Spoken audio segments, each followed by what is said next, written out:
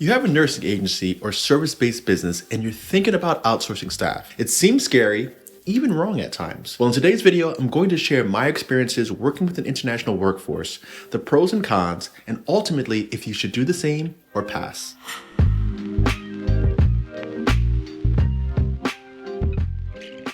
On this channel, we teach how to start, grow, and sell your company for millions of dollars. I run an 8-figure healthcare enterprise, and I've been working with professionals throughout the country, helping them do the same as me.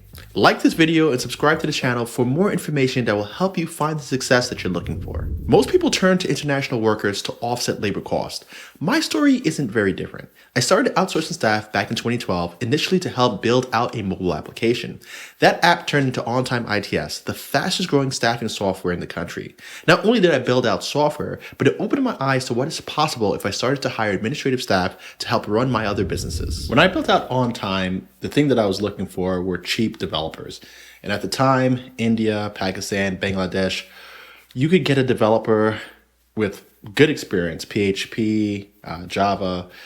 Those were the technologies that we were using at the time. And I could get somebody from anywhere from $6 to $8 an hour. And by comparison in the United States, it was about $40 an hour. So the natural tendency for me was to say, hey, you know what, let me go with the cheaper resources. They have the technical skills, they're bilingual, I can make it work. And that got me thinking about all the other resources throughout the world and how much are they potentially earning for college-educated, well-educated, competent workers. And I felt that if I could start to hire some of these professionals from other countries, I'd be able to bring down my administrative costs in the United States while not really sacrificing the quality or the capability of employee.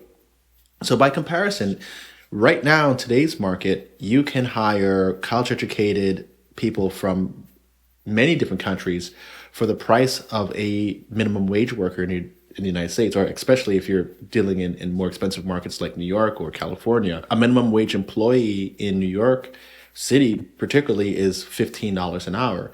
So for $15 an hour, I know what sort of talent I could get in all of South America. I could get some talent out of Europe that is better than the talent in the United States. The talent pool at $15 an hour or minimum wage in the US is really, I can't really say is that good. I most likely am not going to get a college educated person. If I do, they're not going to be trained in any particular skill set. There might be psychology majors, sociology majors. They don't even have the skills to work an administrative job. They don't have the Excel skills.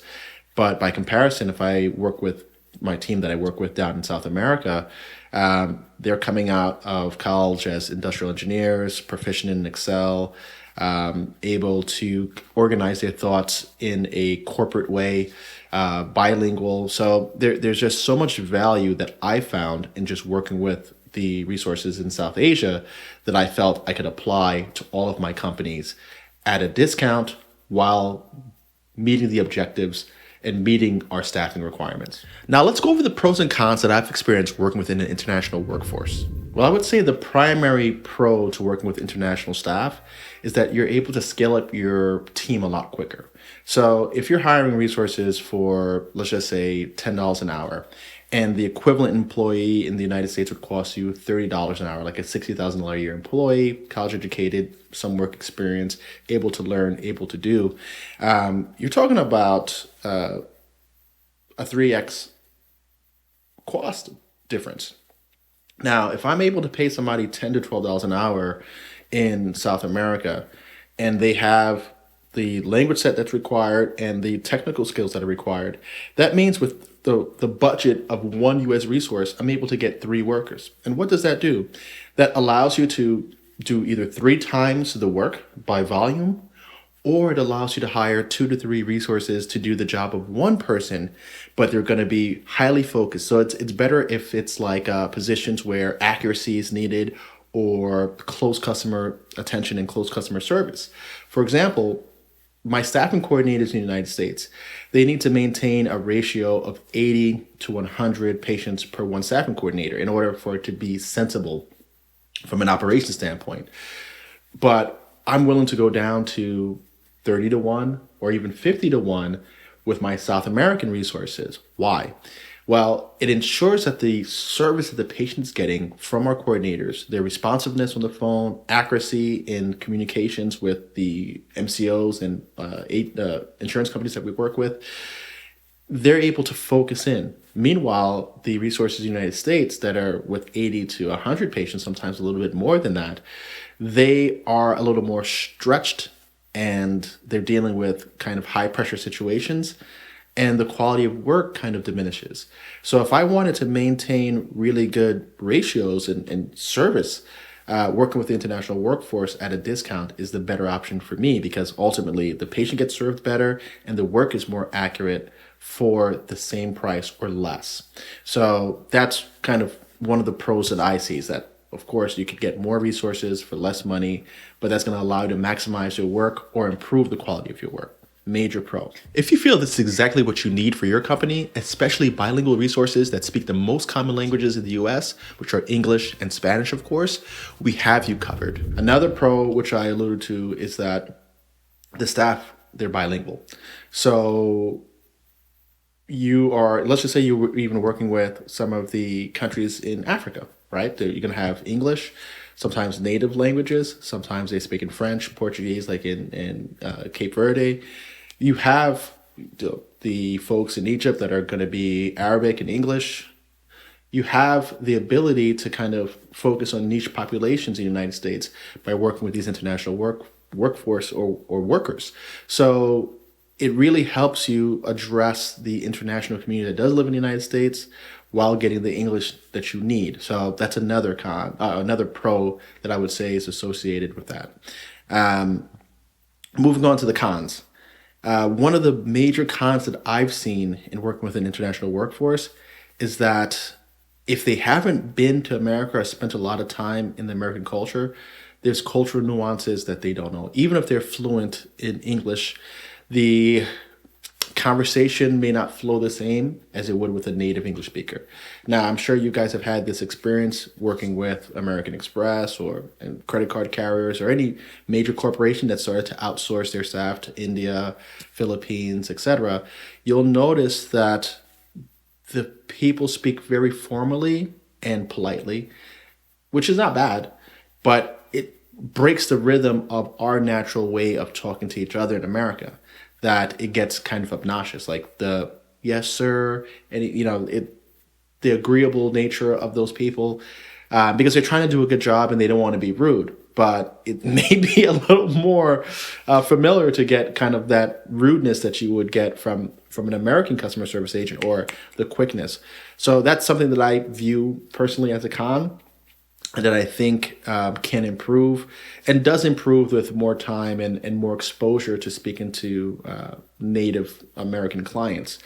Another thing that I see as a con that's also kind of cultural is when it comes to design work, when it comes to creative work, I feel like some of the Latin American countries certainly get it because the aesthetics are similar, like the design of labels and packaging. So there, things are pretty good. But I would say the Asian population, from a design standpoint, is lacking. And it's mainly because the design aesthetics are different in their environment. So what makes a good looking advertisement, a commercial, a graphic in that country is a lot different than how we are presenting graphics, logos, and how we're imaging in the United States. So you might see that drop off. Another thing that is a con that you have to be prepared for with working with international workers, especially in the healthcare space, is that the United States healthcare system works very differently than most places in the world. Most places, it's either socialized and covered by the government, or it's private pay. They don't have these complex insurance schemes that we do in the United States, where it's kind of a combination of government paid, government with private cash. So it becomes a little confusing to them to start understanding what it is. Like, for example, in South America, they don't really have home care services. Usually it's a family member that's going to take care of the elderly. That's it, right? Somebody comes out of the workforce, they take care of mom, and that's what happens. They don't have third-party companies that come in to provide that home care service. So trying to teach them certain things about, again, the culture of the United States takes some time. And I have one more con. It seems like a lot of cons, but it's easier to come up with the complaints, right? So one thing that I noticed, again, from a design perspective, this is in working with the tech folks, is they tend to build things quite literally without really suggesting better ways of doing it or what you've missed out. And it's not because they don't know or they don't care. It's because their entire education system is designed on follow the rules, follow the leader, and don't give too much pushback. So if you tell them to build a house and you're like, hey, I want this house to have 4 walls, 15 windows, 3 doors, 4 bedrooms, 3 bathrooms, you list off all these features, they'll build you that home. But since you didn't say to build a roof, they'll build a house without a roof, which you know is a basic need for a house. So it's like, how did you not build a roof? They're like, well, you never gave me specifications for a roof. And I didn't want to build something that you didn't want. So I built everything else.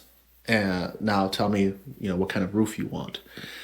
And it blows my mind that that's what happened. So I think, those are the sort of things that you'll come across because, the American public has been educated and trained in a way that if something is wrong, speak up freely and point it out right away, whether it's an adult, teacher, anything like that. So people are kind of looking for mistakes and willing to point it out to their boss or to the employer because that is showing that you're thinking ahead, that is showing that you are involved in the project. Meanwhile, in South Asia, particularly, I noticed this, they're going to kind of be a little more reserved, even if it's at the detriment to the project itself, which sounds a little crazy. You might still be thinking if hiring internationally is for you. Here's some advice to make a decision. So I've established 2 partnerships where we help companies just like yours get these resources from an international base. Now, I work with Freelance Latam. Now, you might have seen Randy from Freelance Latam. He's a family friend of mine. We've been working together for years now. We've built out this workforce that is trained and ready to kind of step into roles in the healthcare space. Being that I've employed dozens of these workers, I kind of know what the gaps are, and I've built out a training system for the staff that are going to be working in home care, nursing agencies, and so on, so that they're able to work in the capacity of an HR recruiter, staff coordination, and any administrative role. So if you need some help, I've put a link down below where you could contact Freelance Latam, let them know exactly what you're looking for, and they'll pull from the pool of workers that we've already trained that are going to at least minimize the negatives that I spoke about earlier. I also established a company with one of my colleagues by the name of Healthcare Back Offices. We realized that there was this huge gap from the other providers that existed out there, and I felt that those companies were really taking advantage of startups. As a new home care agency or as a new nursing agency, you're going to need financial help and in the areas of payroll, in the areas of billing. And these companies, what they're doing is they're really taking control of all those things, but making you dependent on them so that you can't leave. And I think that's a problem. That's why I've never used services like that. I like the freedom to be able to say, hey, you know what? I'm at a point where I want to take this over internally and not be bound by some ridiculous contract. So Healthcare Back Offices is designed to work with your team. So it's taking full responsibility of your financials if you want to, but still working within your existing infrastructure so that whenever you want to transition from using outsourced staff to internal staff, or there's a need to change, you're not dependent on that company. So if you need any help in the financial area, payroll, billing, management of funds, your bookkeeping, and your tax filings, certainly reach out to us there. Also, I have a link down below, and we'll be happy to help you get connected with the sort of resources that you need. Ultimately, making the decision to work with international workers comes down to a few things. Do you have the patience to train and educate the person that you're hiring? Chances are they haven't worked in the type of business that you're running because they don't live in the United States. So you're going to have to spend some time putting your systems together so that you're able to educate this new resource so that you're able to get the most out of them. If not, you're going to get a resource who's a little, who just doesn't perform because they haven't had the right structuring and guidance. So if you're thinking about doing this, you certainly need to start preparing training tools and training modules to bring them up to speed and have them working as best as you can. Another thing that you're going to want to consider is, do you really have the capital to start spending on these international folks? Even though it's a lot cheaper than the United States, and it may be like, okay, this is costing me $10 or $12 an hour, or even $15 an hour for more experienced staff. If you're paying that amount, you need to be in a position in your company where you can afford it. Either you're able to afford it from your personal income, or you have a business that's already starting to generate cash and you need to offboard or offload some of the work that is kind of keeping you down as the founder, that you could turn into an administrative role. If you can afford to do so and you already see that there's a path for that, that's when it's the best time to start working with these international resources. I don't like to call them virtual assistants because they're not virtual, they're not machines, they're people, and they're part of our team. We treat them like employees. They are our employees, they're part of our team. I don't like that term VAs. I think it's a little just impolite. So if you're going to be hiring those international workers, like I said, I really think that you need to know exactly what you want them to do. You need to be able to afford them, and you need to be willing to give them enough time to absorb that information and adapt to your environment. Don't expect them to come in and within 2 weeks function like you, the founder. That doesn't happen. This is a problem that we have as founders. We are thinking about everything 24/7. Our workforce isn't the same. They're workers. They're not the founder. They're not the entrepreneur. So you have to give them time to settle into their role and develop into the sort of talent that you want that will thrive in your company. If you enjoyed this topic, I think you'll get tons of value from this next video right here, where I share my experiences of growing out my business over the past 20 years.